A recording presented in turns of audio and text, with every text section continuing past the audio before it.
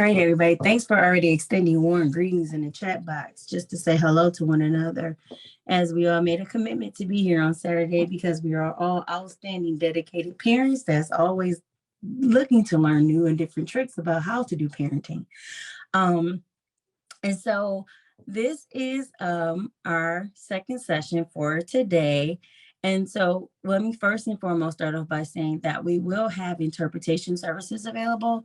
Marisol will come and actually show us how to access the Spanish language channel. In the event there's ever an issue throughout the session, please put it in the chat box and I will reach out to IT immediately just so that I can make sure. So my name is Katina Polk and I am going to be moderating today's session, which is about parents' leadership's roadmap to resiliency. And our speakers for this session will be Chandra Jones and Kristen Reese. And we are so glad that they are here today to inform us. And we're so glad that you are all here to be informed. Okay. Just a couple of ground rules just for formality so that there won't be any disruptions during their presentation. We would like to ask everybody to continue to keep their speaker on mute. This would just allow them to be able to go through things more easily without being distracted, okay? And also, any questions that you have, I will ask that you point them to the chat box and we will address those questions at the end of the session and maybe perhaps throughout, depending on what the speakers' vibes are, okay? So let me introduce our speakers, okay? Chandra Jones is the owner of the Parent Engagement Group, LLC. She holds degrees in family life education, early childhood development, and mental health and social work. She believes that parent-professional partnerships are essential for systems change and that parents should be equal partners at the table, sharing in decision-making. As mom of children with special health and educational needs, Chandra has had to follow the roadmap of resiliency on her own journey and encourage other parents to take the trip. Kristen Reese serves as a senior parent and project coordinator at the Center for Strategic Health Partnerships at Michigan Public Health Institute. Kristen supports and actively engages patients, parents, and family members as invested stakeholders throughout all aspects of NPHI's work. Ensuring patients and family members' expertise and experience are represented in project activities, goals, and objectives.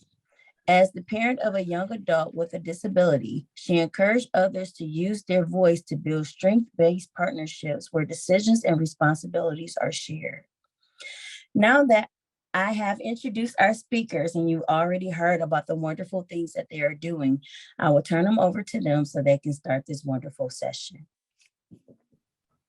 Good morning, good morning, good morning. Happy Saturday to everyone. And we want to welcome you to the Parent Leaders Roadmap to Resiliency. And we're glad that you're here with us to take a road trip. Thank you all for joining us. I will apologize in advance. I have my adorable pup here that I will try to keep contained. But looking forward to sharing some good information with everyone.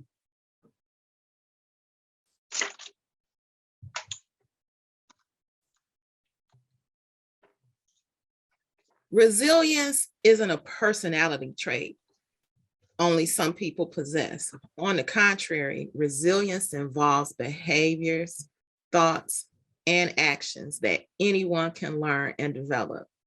Increasing resilience takes time and intentionality. This presentation will focus on 4 core strategies to help you withstand and learn from your experiences. Becoming more resilient will not only help you get through challenging times, but also empower you to grow and improve your life along the way. So I want to add a little disclaimer. We are not mental health professionals.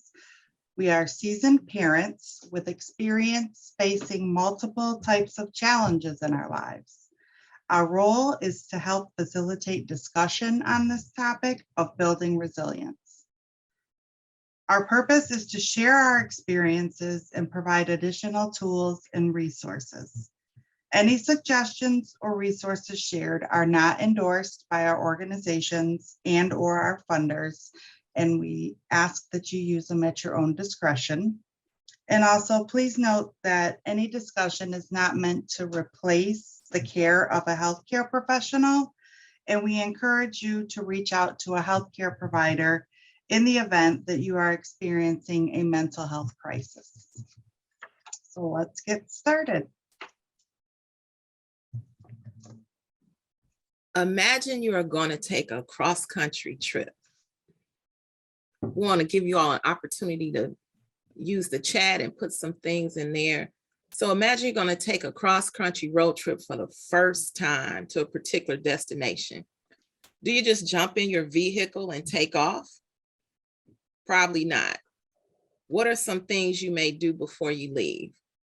Feel free to type in the chat some things you do before you hit the road, things you do before you go on a road trip.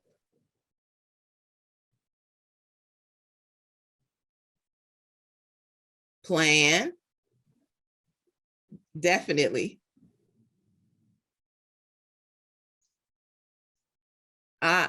Yep, have a map, pack, research, prepare, find directions, pack.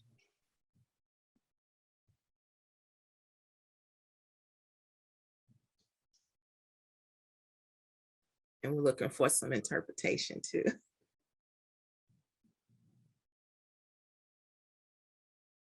So we do have a checklist and some of the things that you mentioned. So we want to figure out where you're going and the best way to get there. Plan your route, which was mentioned.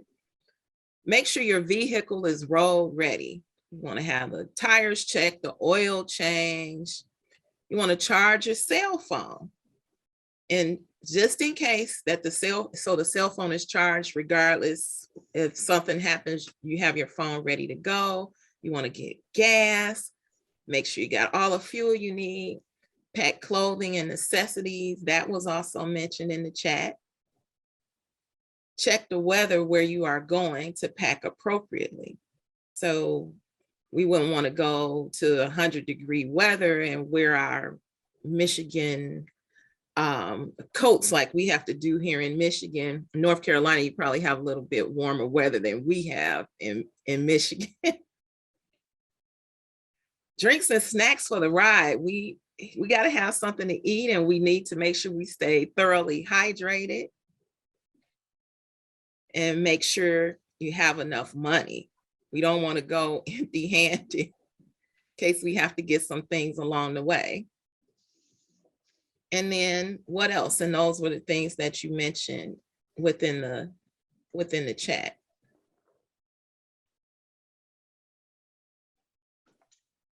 So if you have a plan in place, right, you're more likely to make it through challenges successfully. Not having a plan doesn't mean you won't get there, but it may be a little bit harder. So, you know, if we take off for a trip and we don't pay any attention to what our tires are like, we might end up with a flat tire halfway down the road, or if we get stranded and we don't have money for road service or something. So we just talked about planning ahead, right? You can still run into challenges, but you have a better idea of how you're going to manage them. You're prepared. So, and if you've ever taken a road trip, I've been lucky enough to take a few, things happen, right? That's just life. So hopefully it isn't major and it doesn't derail your whole trip. So doing this not only increases your chance of reaching your destination successfully, but by the end of your trip, you're going to feel like you're more confident and courageous to do something like this again.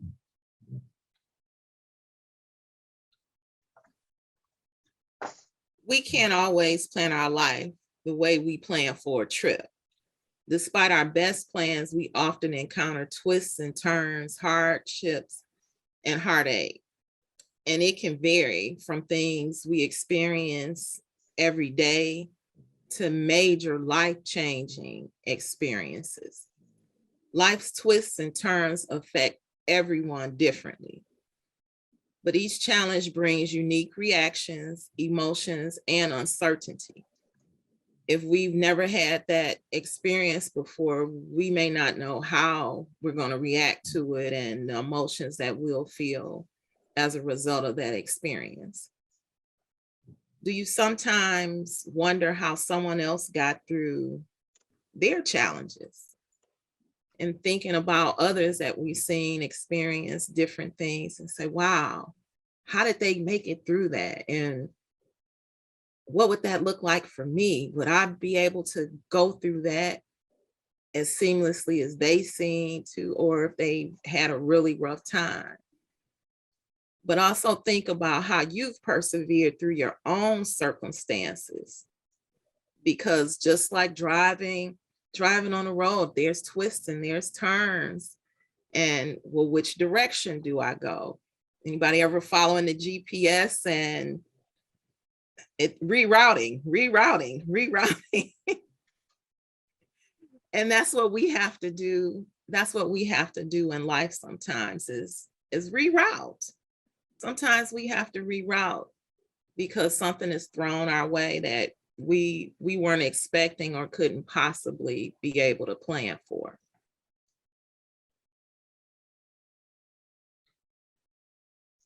So that gets us to the topic of resilience, that ability to kind of get through. So what is resilience? Resilience is learning to adapt in the face of adversity, trauma, tragedy, and other significant sources of stress is called resilience. And let's face it, life is full of stressors, right? And things happen. I really like that word adapt.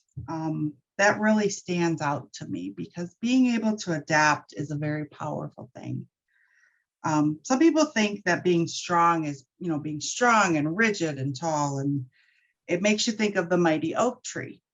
But when the winds come, oftentimes it can bring down the strongest, mightiest oak tree. So let us consider the willow tree. The willow tree have learned to bend and flow with the wind. They adapt and thus can endure the most powerful wind without falling.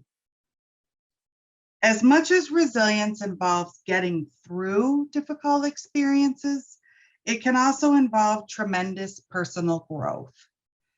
As hard as life can be, adverse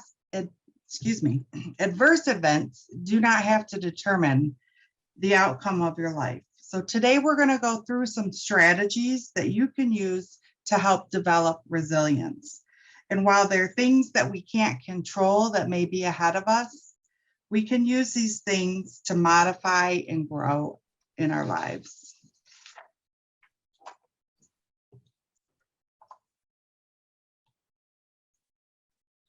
What resiliency isn't?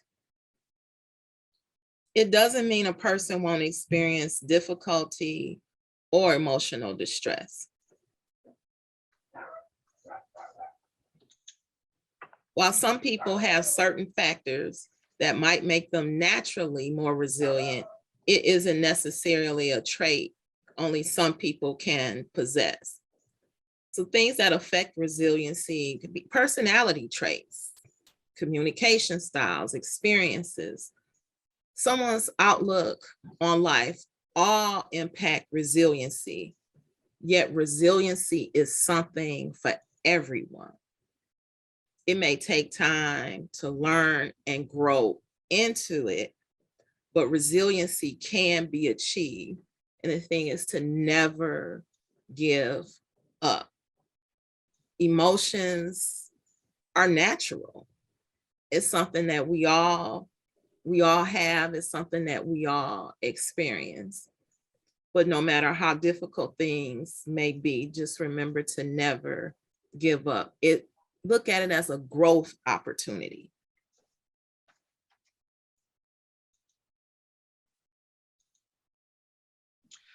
So like learning any new skill, becoming more resilient is something that takes time and effort. Remember the first time you tried something new? Maybe it was learning to ride a bike or to knit or build something. At first, it feels really awkward and you feel uncoordinated and you may start and stop. And sometimes you feel like you want to just give up. But over time, as you adjust to using a particular tool, maybe you build up some muscle strength or what they call muscle memory, and it starts to feel less awkward, less uncoordinated. The main thing is you have to stick with it and you have to be intentional about working at it. Learning the 4 core strategies may feel like that at first, and it isn't about doing everything new all at once. So we're not suggesting you literally try to do all of these things tomorrow, right? So again, back to my analogy, let's say you're learning how to knit. You would not start right out of the gate trying to make a complex, large throw blanket, would you? You might start very small, like maybe a scarf or a hat for your cat. So it probably wouldn't be perfect, and that's okay. So again, if you keep trying, chances are you're going to get better at it. Much like that, you can start with 1 or 2 things that we talk about today and move forward to help build your resilience. Chances are you're probably already doing some of these things anyway. And the idea is to build on what you're already doing and work towards being in a better place to adapt and move forward despite any adversity you may encounter. So let's get started. The 4 strategies are to build connections, cultivate wellness, find your purpose, and practice healthy thinking. And we're going to go into a little more detail on each one of these ideas.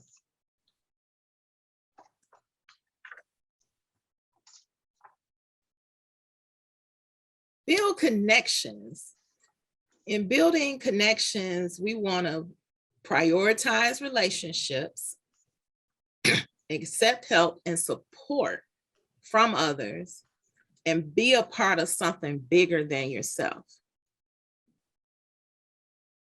When we think about prioritizing relationships, that's a need. It's a human need to have relationships and to cultivate them, and thinking about things that we've all experienced through COVID, still being able to connect with others and to keep relationships going. So as we think about this as a strategy for building resilience, as we prioritize relationships, we want to connect with compassionate and supportive people and never go it alone.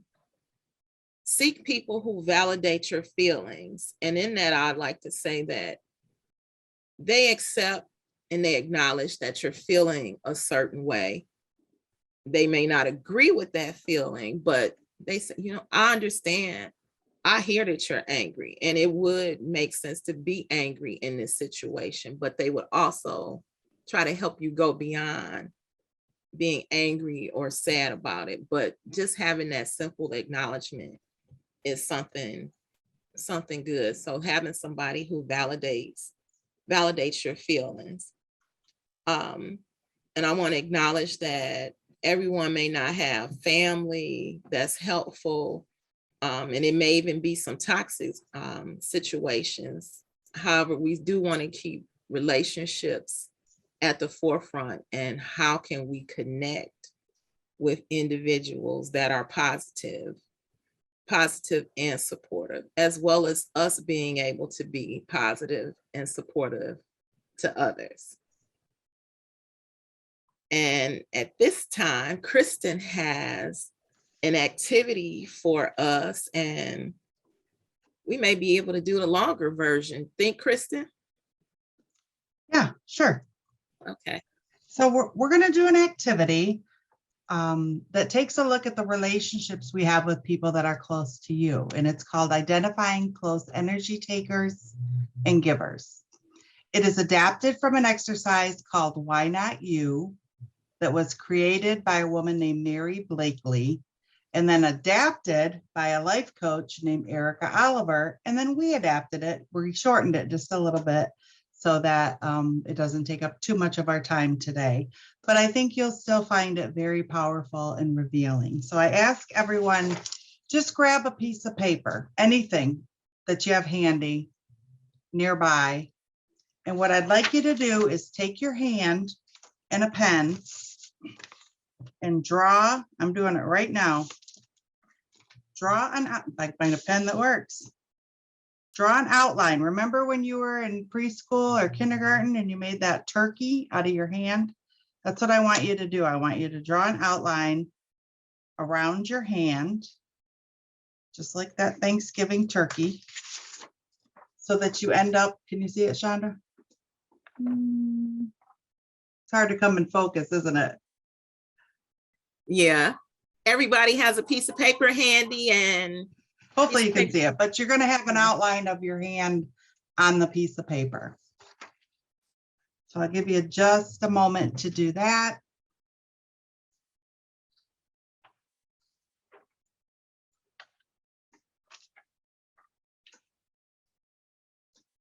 So what I'm going to do is I'm going to read a series of statements.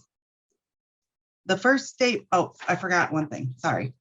First thing you're going to do, I apologize, is you're going to write your initials on the middle finger.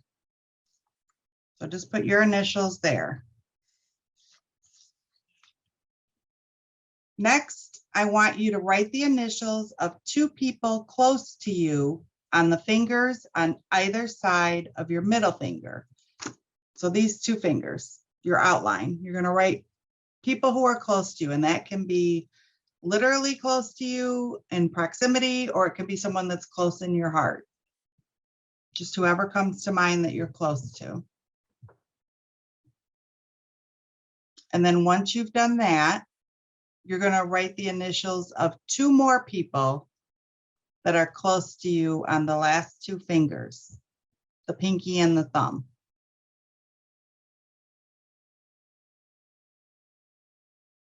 So just to recap, you should have your initials on the middle finger and the initials of four people who are close to you on the other fingers.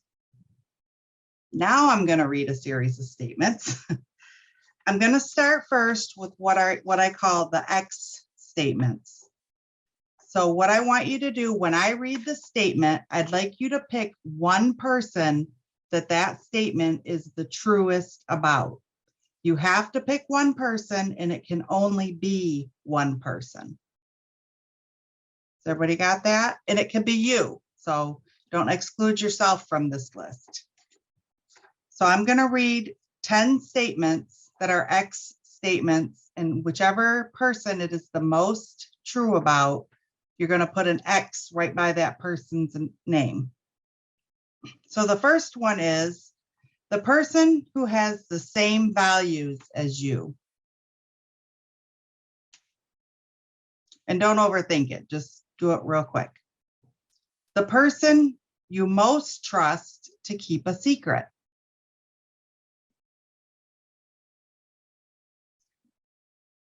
The person with whom you have had the most fun.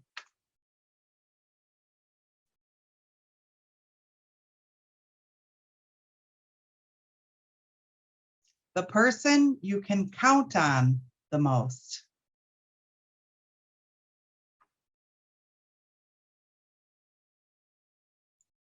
The person you consider to be most positive.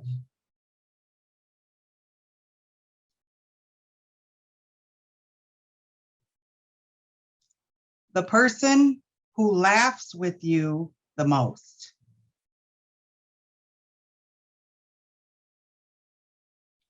The person you think takes the best care of himself or herself.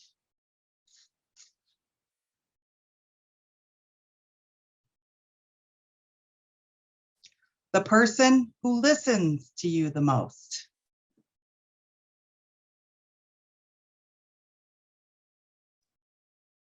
And lastly, the person who talks the least about other people's problems. So you should have 10 X's on your hand somewhere. I captured some in the chat. I didn't get all of them, but I got some in the chat. Okay. So the O, now I'm going to read O statements, and same thing for each one of these. You want to identify one person that it fits the best. You must pick one person, and you can only pick one person, including yourself. So I'm going to read 10 O statements, and you'll put a little O by that person's name. The first one is the person who has the worst health.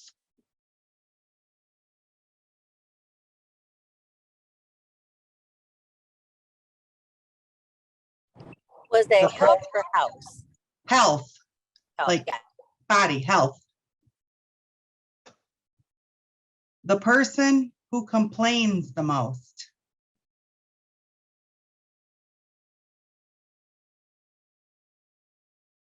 The person who gets angry the most often.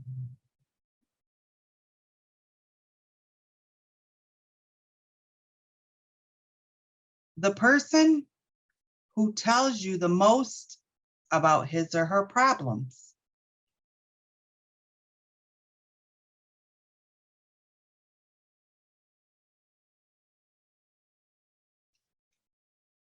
The person who has let you down the most.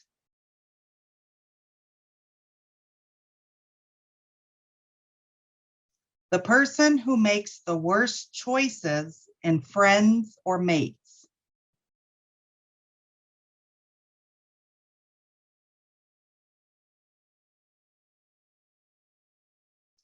The person who most frequently expects the worst.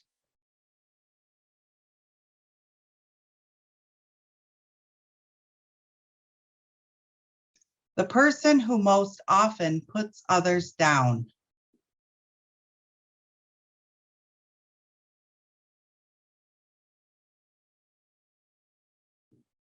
And lastly, the person who never seems to be happy with life.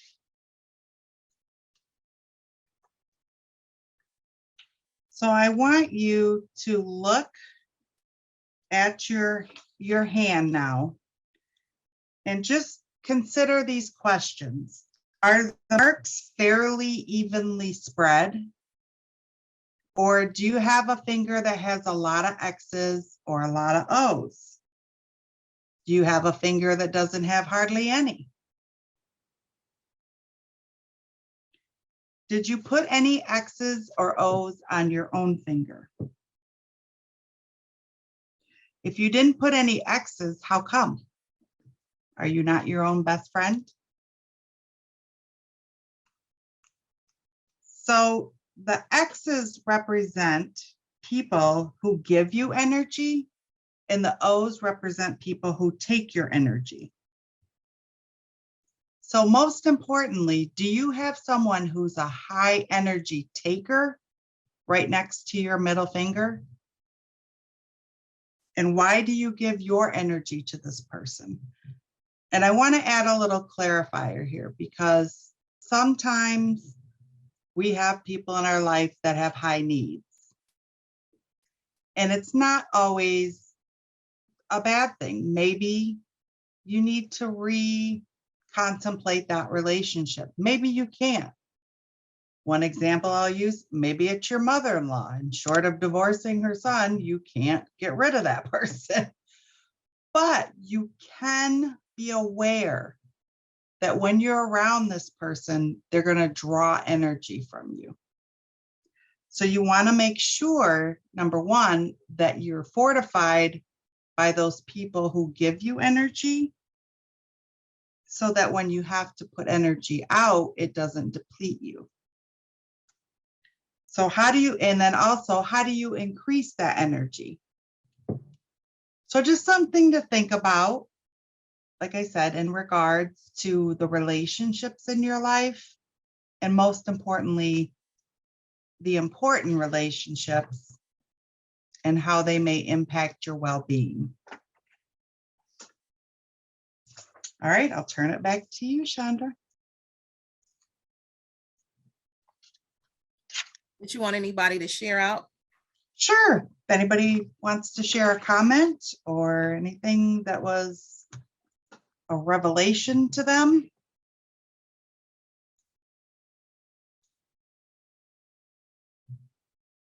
Terrence Jones had in the chat, it was evenly spread. Okay. And yes, I did.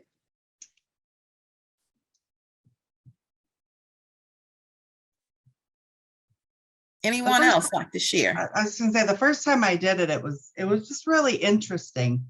And I've done this in different talks and workshops and had people take it home and do it with their family. I had one that did it, later thinking about certain friends. And like I said, it doesn't mean that if someone has a lot of O's that they're a terrible person. It just means that you have to protect your energy and build up that energy when you're around this person.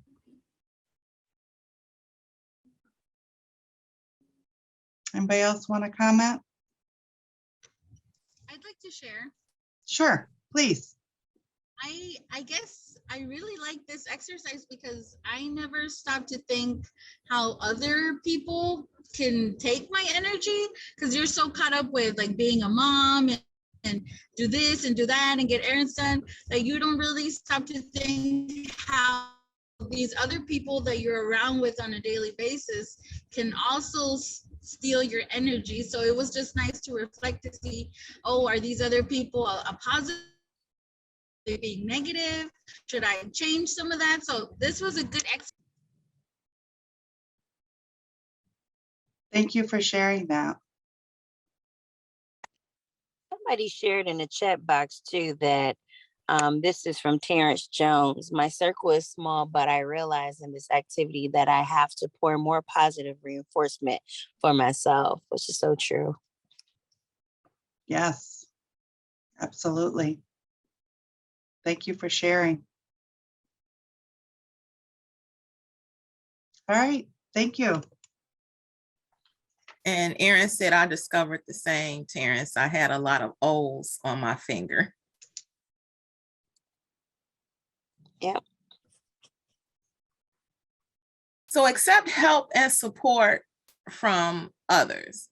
Traumatic experiences may cause some people to want to isolate, but never go it alone.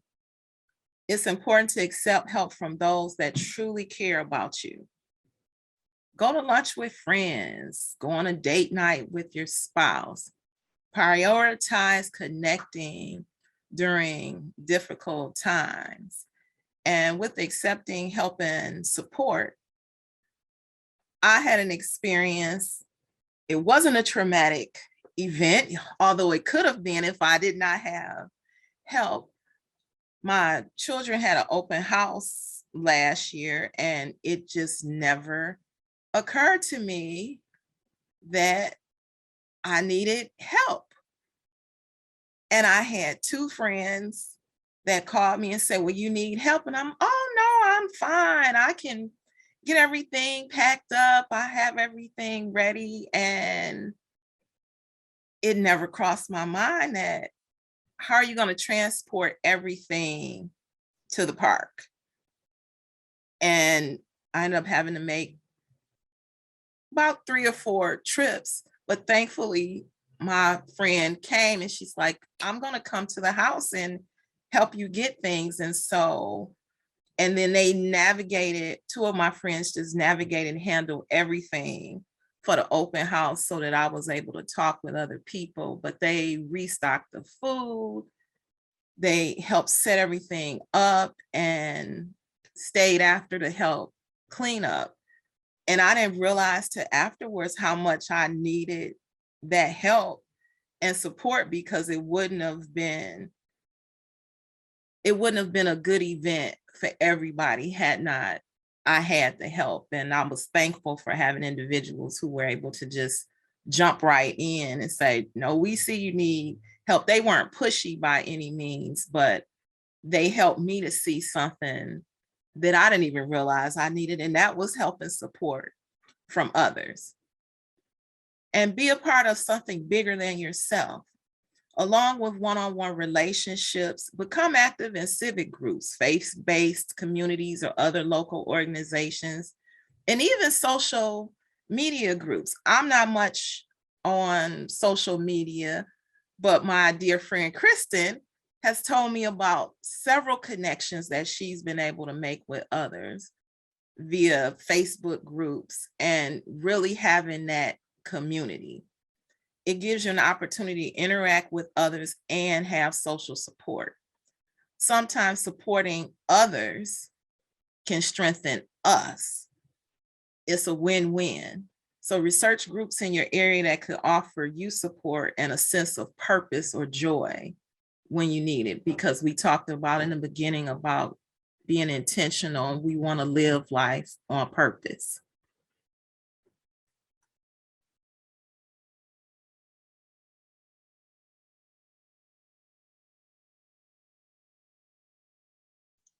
All right, next we're going to talk about cultivating wellness. The first part of that is taking care of your mind, your body, and health, and practicing self-care, practicing mindfulness, and avoiding negative outlets. So the first one, I think self-care has kind of become this popular buzzword. People are like, oh, you got to practice self-care. And I think a lot of people think of self-care as these grandiose things, like going to a spa for a day or taking a luxurious vacation. And it really is more than that. It's about taking care of your physical body through things like healthy eating, getting enough rest, getting enough sleep if possible. That's one I struggle with. Drinking water, getting some regular movement or exercise, as well as doing things like going to get your yearly checkup. That's self-care. That's taking care of yourself. And when you're a parent, and in my case, the parent of a child with extra needs, you really have to invest in yourself in order to be there for your child or family or whoever needs you. And self-care can look different for everyone. It isn't a one-size-fits-all approach. You may have heard the saying that you can't pour from an empty cup. Well, I'm going to change it a little bit, and I'm going to say you can't pour from an empty bucket, right? Because we're parents, we got buckets. So one thing that really resonated with me at the start of the COVID pandemic, I was having a lot of anxiety. I was pretty much convinced that I was going to die. My daughter was going to die. I was anxious. I couldn't sleep at night. And I decided that I needed to talk. It was bad enough. I needed to talk to someone about what I was feeling. So luckily I was able, my employer offers what's called the Employee Assistance Program. And I was able to reach out to do some short-term mental health counseling over the phone, of course. So one thing I was telling her is how stressful and anxious I was at night, and how I tended to worry the most at night and just ruminate on things so that I couldn't sleep. I was anxious, and then I don't get a good night's sleep, which makes me worse the next night. And one of the things she asked me was, what are some things that you do that make you feel better? And I said, well, I really, really love, I have 5 beautiful grandbabies.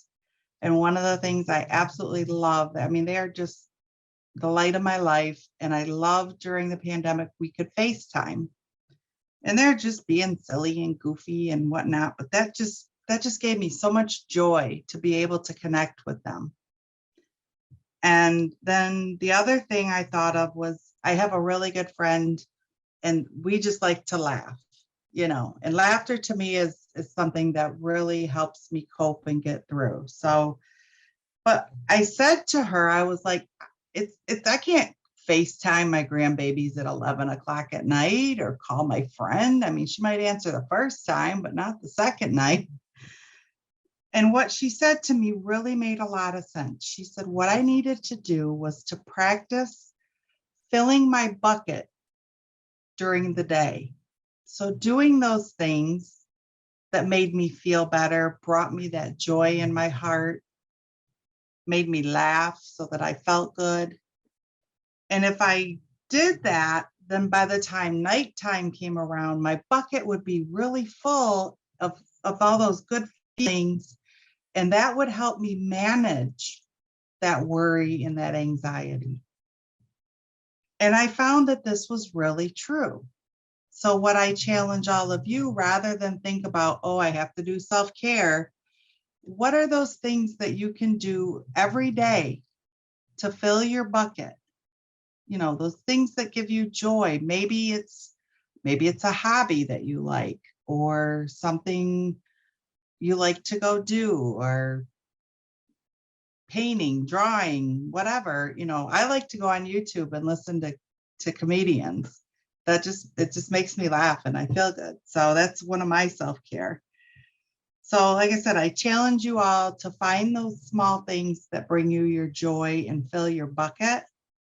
And you will find that by doing these things, you're not so depleted when things happen that are stressful or anxiety inducing and cause you a lot of concern. Going hand in hand with that is practicing mindfulness. Doing mindful things like journaling or yoga or other spiritual practices like prayer or meditation also helps you build that connection and restore your spirit. So connection and hope are things that help you deal with situations that require resilience. And we'll talk a little bit more. We've already kind of talked a little bit about connection, but we'll talk a little bit more about hope. So when you journal or meditate or pray or even ruminate on positive things, it gives you an opportunity to think about things you're grateful for. It helps eliminate stress, even during difficult times. So Chandra is going to do a quick mindfulness activity because she's the mindfulness guru. So she's going to do a quick activity with us. Okay, we're going to do what's called 3 to 5 breathing. So I ask that you have good posture, feet planted on the floor, sit up straight, relax your hands. And for this activity, you can close your eyes, or if you're comfortable. And if or not, you can leave them open. If you do leave them open, just focus your eyes on the floor a few feet away from you. And what we're going to do is we're going to inhale for 3 and we're going to exhale on 5. And we don't want to think about our breathing. It's really about having an awareness and feeling our breathing. So good posture, sit up straight, relaxed hands, feet planted on the floor, eyes open or closed, whichever you choose, and inhale for 1, 2, 3. Exhale for 1, 2, 3, 4, 5. Inhale for 1, 2, 3. Exhale 1, 2, 3, 4, 5. And hopefully you were able to feel your breathing. As I do this, I oftentimes think about, wow, breathing is, I just do it. Instead of, wow, I'm actually breathing. I can feel my chest going in, going out. And that's an activity to do if things are getting tense, but you just like, okay, this is just too much, to just take time and breathe. I have to say it was difficult for me to choose which activity to do with this, but this is something that in the heat of the moment, you can stop and do, and inhale for 3 and exhale for 5. Thank you, Chandra. I think that being in the moment thing is what's so powerful for me, because your mind starts spinning out and thinking of other things. So thank you. Lastly, I want to talk about avoiding negative outlets. This is not anything I think anybody doesn't already know, but just a reminder.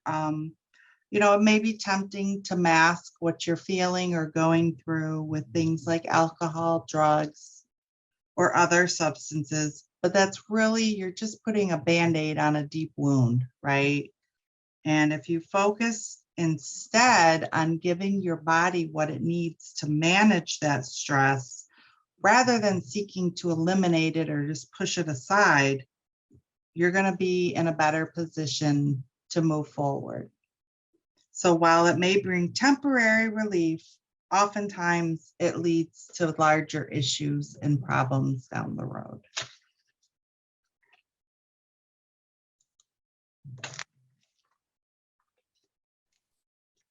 Find your purpose. As I said earlier, we want to live life on purpose. And some ways that we can do that is to help others.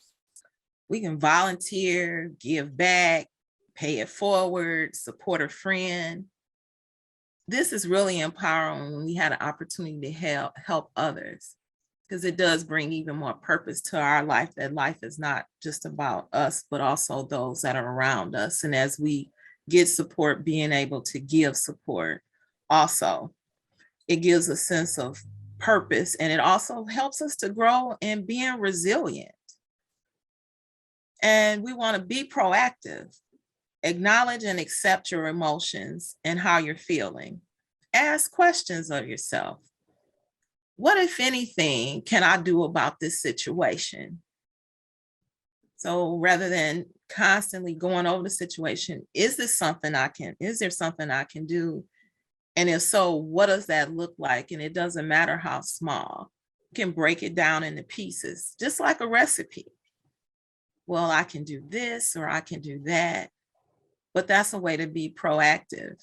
And we want to set goals and move towards them. And those goals can be whatever you choose. It doesn't have to be some big goal. If weight is the issue, instead of want to lose 20 pounds, I want to lose 5. And what can you do to move towards achieving that goal? It doesn't have to be something major, but we want to set goals for ourselves. And also, setting goals gives us an opportunity to have something to look forward to. And as we move towards them, it gives us a sense of accomplishment, a feeling of, wow, I did that. What else can I do? And then we want to have an opportunity to reflect on growth. This is where journaling is helpful, and being able to look to see, wow, I was able to accomplish that. Or last year, this time, I felt a certain way, but wow, this year, I'm a completely better person. Or when I went through this difficult situation, this is what was the outcome. This is how I reacted and how I handled it. But now I'm able to handle it in a much different way. And it's important to reflect on growth so that we can see how far we've come, and also have a greater appreciation of life and our own self-worth.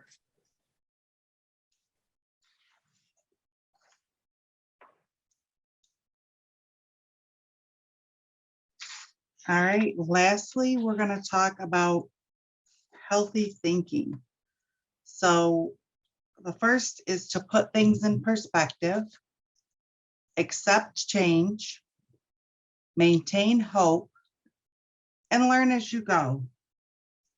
So how you think can play a significant role in how you feel. So, and how resilient you are in facing obstacles. One thing you can do is try to identify when you're getting stuck in that irrational thinking pattern, and escalating things in your mind.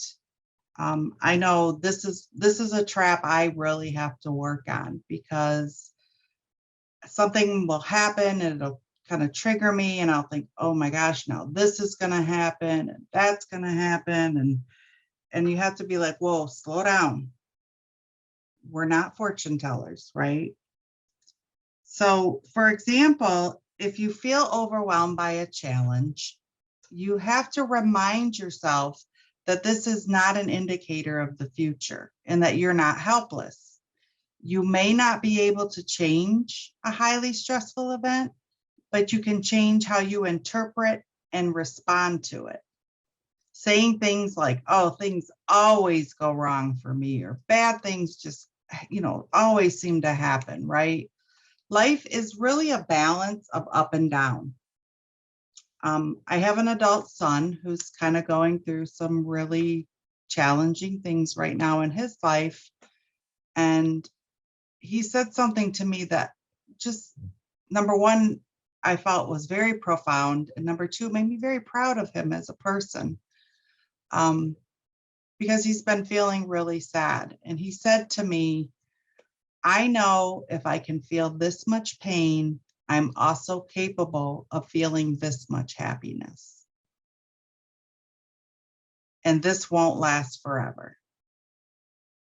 And that just really, really struck me. Like, I was like, wow, I raised this human being.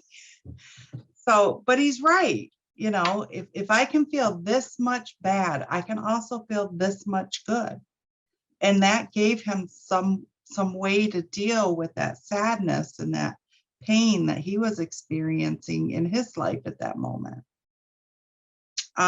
Accepting change. Change is a part of life, right? Sometimes we may set those goals or have ideals that sometimes are not attainable because of things that have happened in your life. And accepting circumstances that cannot be changed often can help you focus on circumstances you can alter. There's another activity I like to do called the Circle of Influence, and unfortunately, we don't have time for it today, but it involves thinking about what are the things that are bothering you the most, and then kind of reviewing them and thinking, okay, do I have the power to change this situation or influence the situation? And if yes, then you move it to a circle. And then if it's something you don't, why are you putting so much energy into it? Why are you spending so much time focusing on things where you don't have change, right? So fully accepting, radical acceptance, some of you may have heard that terminology, and it really is about making a conscious effort to acknowledge and honor difficult situations and emotions. It's basically accepting things as they are. It doesn't mean you're okay with it. It doesn't mean it's good or you're happy, but you're just being in that moment of acceptance instead of avoiding it or ignoring it or spending a lot of energy wishing that things were different. And it can be a really critical step in moving forward. And actually, the concept of radical acceptance falls under, and I'm going to probably butcher this, it's dialectical behavior therapy. Remember, I said I'm not a mental health therapist, but it's just a way of dealing with some of those difficult emotions that we might feel, like sadness, grief, or frustration. And when these emotions are just constantly churning in us below the surface, it can really throw you out of whack. So accepting them, greeting them, naming them, and recognizing that it's just a part of life can help you move forward and past them. Maintaining hope. When I was putting this presentation together, I thought a lot about maintaining hope. And it's really hard to be hopeful when life isn't going your way. And there are some things that people who are hopeful do. And I'm going to read them off just very quickly. But one of the things is to set goals. have a clear plan, just like we talked way back about our road trip, right? You set some plans in motion, you had some goals, and believing in your ability to meet those goals. We know that stresses may happen or roadblocks and challenges, but we still believe that we can meet our goals and embrace the uncertainty. The future is uncertain, but it holds a lot of possibilities, just like what my son said. If I can feel this much pain, I can feel this much happiness. So and certainly uncertainty is not a reason for inaction, right? It's a reason to hope, because just as much as things can go bad, things can go good. Managing your attention, again, thinking about your thinking and spending less time thinking about sad or unhappy things. Don't go at it alone. Again, we've talked about this, making those connections, being a part of something bigger, practicing mindfulness and connecting with your inner self. And look at the evidence. Cultivating and sustaining hope requires that we gather evidence from our lives, history, and the world at large, and use that evidence to guide our actions.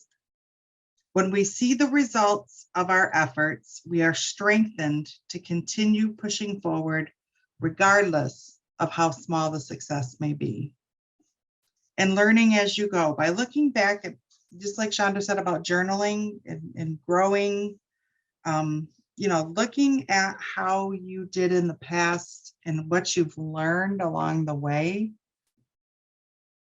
I have a daughter that's 23, and she was diagnosed at age 3.5 with a very significant neurodevelopmental disability.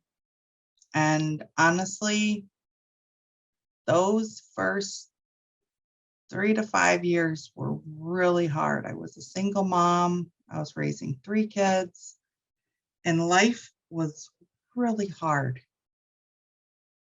But now I look back and I see how much I have learned along the way.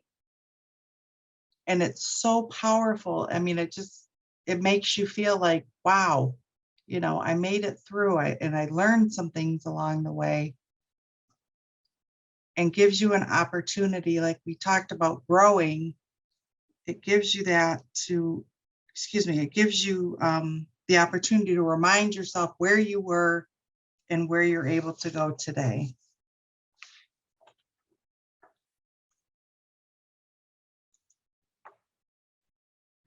For some people, working on the strategies mentioned above may work well for them, but sometimes it isn't enough. As we talked about earlier, it is okay to get help if you need it. And thinking about the road trip analogy, if you were traveling and your vehicle broke down, what would you do? You probably wouldn't just sit there. You might call for a tow truck. You might seek out a mechanic to fix it. Why is it so easy to get help for your vehicle, but not yourself? So if necessary, seek out a licensed mental health professional to develop strategies that you need to overcome life stressors. If you have difficulty functioning as you normally would, it's okay. It's okay to seek out professional help. And it won't look the same for everyone. Some may need to just talk. Others may need to talk and have medication, but it is okay. Find out what best fits your needs. The goal is to be the best you possible so that you can live life on purpose. You're not alone, and we can't control everything that happens in our lives, but we can persevere by building strong minds, bodies, and relationships.